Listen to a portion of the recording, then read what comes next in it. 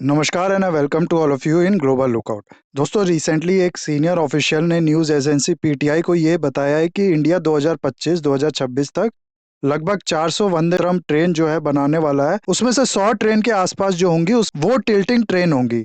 यहाँ आप लोग देख सकते हैं स्क्रीन पे india.com का ये आर्टिकल है। इसमें लिखा है India to get its first tilting train by 2025 with 100 Vande Bharat train. इसके आगे लिखा है here how its mechanism works. तो ये मैकेनिज्म कैसे काम करता है ये हम लोग देखेंगे इस वीडियो में। उसके अलावा यहाँ आप लोग देख सकते हैं मिंट का ये आर्टिकल है। इसमें लिखा है tilting train in India by 2025 all you need to no.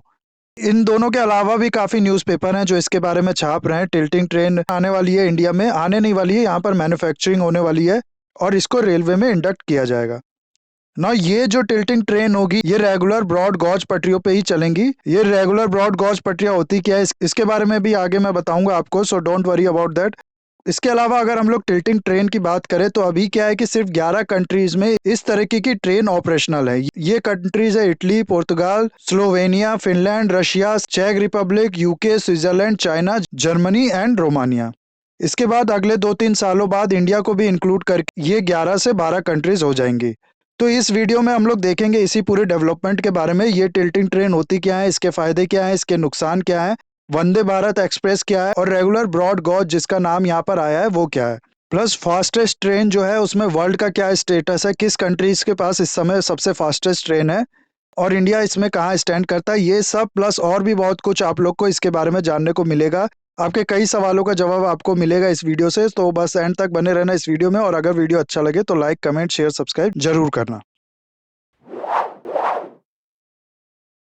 सबसे पहले ये टिल्टिंग ट्रेन होती क्या है ये देखते हैं। आपने ट्रेन में अगर सफर किया हो तो आपको पता होगा कि जब भी कोई मोड़ आती है, ट्रेन जब किसी मोड़ पर टर्न करती है तो उसके अंदर जो पैसेंजर या फिर सामान होता है वो टर्न के अपोजिट साइड में झुकते हैं या फिर स्लाइड करते हैं।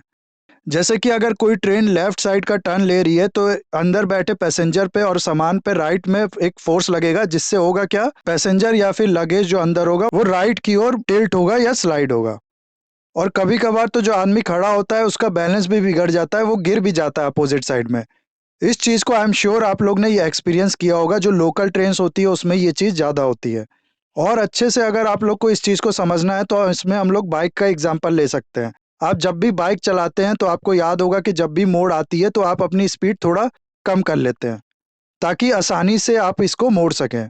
आप कभी ऐसा करके देखना, खूब स्पीड में बाइक चलाना और फिर मोड़ पे जो है वो बिना स्पीड कम किए टर्न करने की कोशिश करना। देखना क्या होता है, अगर लेफ्ट में आपको टर्न करना होगा तो आप और आगे निकल जाओगे और टर्न नहीं कर पाओगे। एग्जाम्पल के लिए बोल रहा हूँ, ऐसा कभी करना मत, इससे एक्सीडेंट भी हो सकता है। लेकिन बाइक रेसिंग जब होती है तो स्पीड कम करने का तो सवाल ही नहीं उठ, नहीं तो बाइकर जो है वो रेस ही हार जाएगा। तो इसलिए क्या करता है बाइकर कि जब मोड़ आती है तो वो उसी स्पीड में टर्न करता है या फिर बहुत कम स्पीड को कम करके टर्न करता है। और ऐसा करने के लिए उसे अपनी बाइक हल्का सा टिल्ट करनी पड़ती है मोड़ पे। अब में से फिजिक्स का जो स्टूडेंट होगा वो इसको और आसानी से समझ पा रहा होगा, इमेजिन कर पा रहा होगा।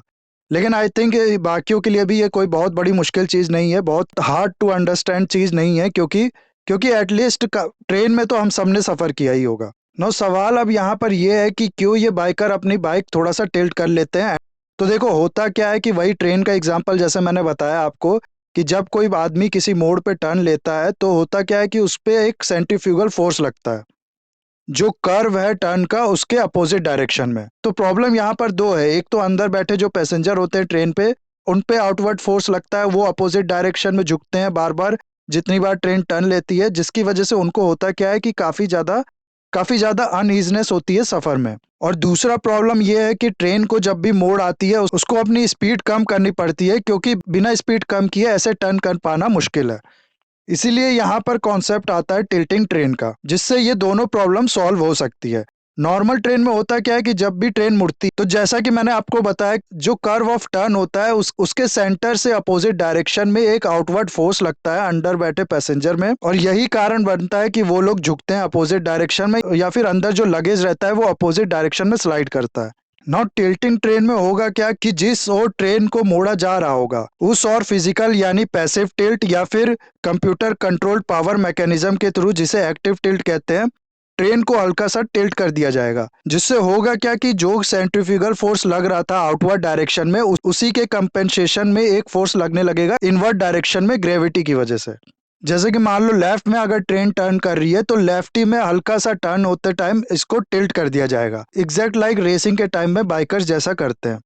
नाउ दोनों फोर्स एक दूसरे को कंपेंसेट कर देंगी, एक दूसरे को न्यूट्रलाइज कर देंगी, जिसकी वजह से अंदर बैठा जो पैसेंजर होगा उस पर बहुत कम या फिर ना के बराबर असर होगा, और किसी भी तरह उस पर झुकाव या फिर किसी भी तरह का आउटवर्ड फोर्स उस पर नहीं महसूस होगा। इसके अलावा जैसा कि मैंने बताया कि इसी टिल्ट की वजह से जो बाइकर्स होते हैं वो हाई स्पीड में भी अपनी बाइक को टर्न कर पाते हैं। ठीक वैसे ही फ्लेक्सिबिलिटी होने की वजह से और एक इनवर्ट फोर्स लगने की वजह से जो ट्रेन है वो भी हाई स्पीड में या फिर बहुत कम स्पीड कम किए टर्न कर पाएगी आसानी से। तो ये मैकेनिज्म होता है टिल्टिंग ट्रेन का। स्पीड कम करनी पड़ेगी तो उससे टाइम भी बचेगी, जिसकी वजह से जो ट्रेन की एवरेज स्पीड होगी वो भी बढ़ पाएगी। और इसी तरीके की 100 वंदे भारत ट्रेन बनाने की बात की गई है अगले 2-3 सालों में।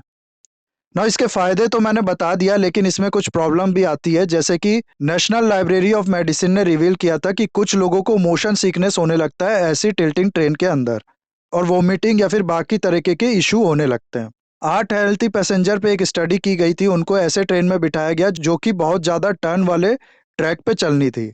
इनमें से कुछ लोगों को वॉमिटिंग की शिकायत हुई, लेकिन स्टडी में ये भी बताया गया कि जो नॉर्मल टिल्ट होता है वो 70% डिग्री का होता है। अगर इस टिल्ट को हम लोग थोड़ा कम कर दे तो जो 25 से 40% तक ये मोशन सिकनेस की इशू है इसको सॉल्व किया जा सकता है।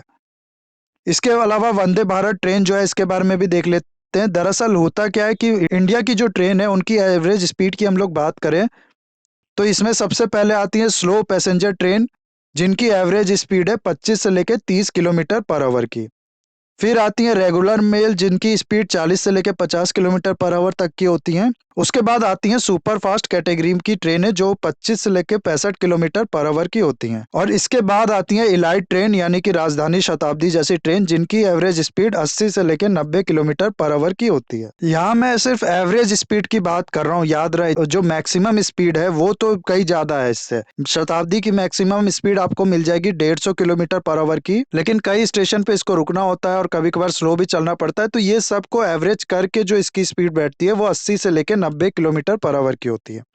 इंडिया की जो हाईएस्ट स्पीड ट्रेन है उसकी हम लोग बात करें तो ये है गतिमान एक्सप्रेस, जिसकी मैक्सिमम स्पीड जिस पे ये ऑपरेट करती है वो है 160 किलोमीटर पर आवर की। याद रहे मैक्सिमम स्पीड, एवरेज स्पीड नहीं। और ये है इंडिया की फास्टेस्ट ट्रेन। इसके बाद आती है हबीबगंज न्यू दिल्ली शताब्दी एक्सप्रेस, जिसकी मैक्सिमम स्पीड है 150 किलोमीटर पर आवर की। तो कहने का मतलब है इंडिया की जो ट्रेन है उनकी मैक्सिमम स्पीड है 160 किलोमीटर से लेके 180 किलोमीटर के बीच की। इसके कंपैरिजन में अगर हम लोग वर्ल्ड की बात करें तो सबसे फास्टेस्ट ट्रेन इस समय है जापान में, जापान की एलो सीरीज की मैगलेव ट्रेन। इनकी जो स्पीड है वो लगभग 602 किलोमीटर पर आवर तक की होती है। इसके अलावा चाइना की मैगलेव ट्रेन की स्पीड 600 किलोमीटर तक पर आवर तक की जाती है। और उसके बाद आती है फ्रांस की टीजीवी पीओएस ट्रेन, जिसकी maximum speed 574.8 kilometre per hour की है। स्पेन की भी साइमन वेटोरो एक हाई स्पीड ट्रेन है, जिसकी स्पीड 400 किलोमीटर पर आवर तक की है, जो कि बार्सिलोना और मैड्रिड के बीच में ऑपरेट करती है। कहने का मतलब है आप वर्ल्ड से इंडिया की अगर कंपैरिजन करो तो कहाँ इंडिया की मैक्सिमम स्पीड जो है ट्रेन की वो 160 से 180 किलोमीटर भी कह लीजिए वो है, और चाइना की जो मैक्सिमम स्पीड है, जापान की जो मैक्सिमम स्पीड है वो 500-600 किलोमीटर पर आवर तक को छू रही है। जरा इमेजिन करो कितना सफर में वो लोग अपना टाइम जो है वो बचा लेते होंगे। इसी चीज को देखते हुए इंडिया की जो ट्रेन है उनकी स्पीड को बढ़ाने के लिए वंदे भारत एक्सप्रेस ट्रेन को लाया गया, जो कि एक सेमी हाई स्पीड ट्रेन होगी, और धीरे धीरे हम लोग फिर और हाई स्पीड ट्रेन की ओर बढ़ेंगे। पहले इसको ट्रेन 18 कहा जाता था, अब तक 5 रूट पे ये जो ट्रेन है ये चल रही है, और integral coach factory Perambur Chennai में इसको डिजाइन और मैन्युफैक्चर किया गया है मेक इन इंडिया इनिशिएटिव के अंदर। ये जो वंदे भारत ट्रेन होगी इनकी जो ऑपरेटिंग स्पीड है वो 130 किलोमीटर पर आवर की है, लेकिन टेस्टिंग के टाइप पे इनने 180 किलोमीटर पर आवर की स्पीड तक को छुआ है, और 200 किलोमीटर तक की स्पीड को ये लोग आगे छू सकते हैं। अगर इंडियन रेलवे की जो ट्रैक्स है उनको अगर हम लोग इम्प्रूव कर दें तो इनकी जो ऑपरेटिंग स्पीड है वो भी बढ़ा के 160 किलोमीटर पर आवर तक की जा सकती है, कि गतिमान एक्सप्रेस के बराबर तक की जा सकती है। कहने का मतलब है अभी की इनकी ऑपरेटिंग स्पीड है 130 किलोमीटर पर आवर की, क्योंकि जो ट्रैक्स हैं उनकी कंडीशन अच्छी नहीं है, उनको अगर ठीक कर दिया जाए तो 160 से लेके 180 किलोमीटर की मैक्सिमम ऑपरेटिंग स्पीड ये दे सकते हैं। तो इससे थोड़ा बहुत इम्प्रूव होगी हमारी ट्रेन की जो स्पीड्स हैं उन वो। उसके अलावा वंदे भारत जो है ये काफ़ी बड़ा बूस्ट है मेक इन इंडिया इनिशिएटिव को। साउथ ईस्ट एशियन कंट्रीज से भी इसके लिए काफ़ी क्वेरीज आ चुकी हैं, ऐसा कहा जाता है। इसको खरीदने के लिए इंटरेस्टेड है वो कंट्रीज, क्योंकि इस कैटेगरी की इस क्वालिटी की जो कोचेज होती हैं उसमें अगर आप लोग देखोगे तो बाकी वर्ल्ड में इसको बनाने में जो कॉस्ट आती है वो 24 से 25 करोड़ रुपए की आती है, लेकिन इंडिया में इस कोच को बनाने की कॉस्ट आती है सिर्फ 6 करोड़ रुपए। तो फ्यूचर में एक्सपोर्ट से भी इंडिया को काफ़ी ज़्यादा बूस्ट मिल सकता है। इंडिया के जो मेक इन इंडिया इनिशिएटिव है उसको काफ़ी ज़्यादा सपोर्ट मिल सकता है इससे। तो एक काफ़ी बड़ा गेम चेंजर साबित हो सकती है ये ट्रेनें। लेकिन पास्ट में कुछ प्रॉब्लम भी आ चुकी है इसमें, उसके लिए ज़रूरत है उनको सुधारा जाए। जैसा कि हुआ क्या था कि फरवरी 2019 में एक वंदे भारत एक्सप्रेस ने अपने लॉन्च के अगले दिन ही इटावा में एक बुल को हिट कर दिया था, जिसके बाद इसका जो नोज था वो डैमेज हो गया। सिमिलरली एक और एक्सीडेंट हुआ था 6 अक्टूबर 2022 में गुजरात में। अब प्राइम मिनिस्टर मोदी ने जिसको लॉन्च किया और उसके अगले दिन ही इस ट्रेन ने कुछ बुल को हिट किया, जिसकी वजह से इसका जो फ्रंट है वो डैमेज हो गया था। ये ट्रेन जा रही थी गांधीनगर को, वाटवास और मणिनगर के बीच में ये एक्सीडेंट हुआ था। तो ये जो ट्रेन है ये एक अच्छी शुरुआत है। धीरे धीरे इंडिया की जो ट्रेन है इनकी स्पीड और इनकी क्वालिटी को इम्प्रूव किया जा सकेगा इसके थ्रू। लेकिन ये जो प्रॉब्लम्स आ रही हैं इसको अच्छे से सुधारने की जरूरत है और कंटिन्यूसली इसकी क्वालिटीज और कैपेबिलिटीज पे वर्क करते रहने की जरूरत है, ताकि एक बड़ा एक्सपोर्ट बूस्टर भी ये साबित हो सके फ्यूचर में। इसके अलावा एक टर्म आया था ब्रॉड गेज, इसके बारे में भी हम लोग देख लेते हैं ये क्या है। देखो, ट्रैक गेज जो होता है वो होता है दो पटरियों के बीच में जो डिस्टेंस होती है वो। ये डिस्टेंस जब 1435 मिलीमीटर से भी ऊपर चली जाती है, यानी 4 फीट 8.5 इंच से ऊपर जाती है, तब इसको कहते हैं ब्रॉड गेज। जब ये गेज 1524 मिलीमीटर से ज्यादा की हो जाती है तो उसको रशियन गॉज कहते हैं। और इस तरह के गॉज, इस तरह की ट्रैक हम लोग को देखने को मिलते हैं former Soviet union Republic countries जो हैं उसमें। 160 यानी 5 फुट 3 इंच से ज्यादा जब ये डिस्टेंस हो जाती है तो इसको कहते हैं हम लोग आयरिश गॉज। और इस तरह की ट्रैक हम लोग को देखने को मिलेगी आयरलैंड, विक्टोरिया, एडेलेड और ऑस्ट्रेलिया में। फिर 1668 मिलीमीटर से भी ज्यादा की जब ये डिस्टेंस हो जाती है, यानी 5 फुट 6 इंच से ज्यादा की जब ये हो जाती है तो उसे हम लोग कहते हैं आइबेरियन गॉज। स्पेन, पुर्तगाल जैसे एरिया में हम लोग को इस तरह की ट्रैक देखने को मिलेंगी।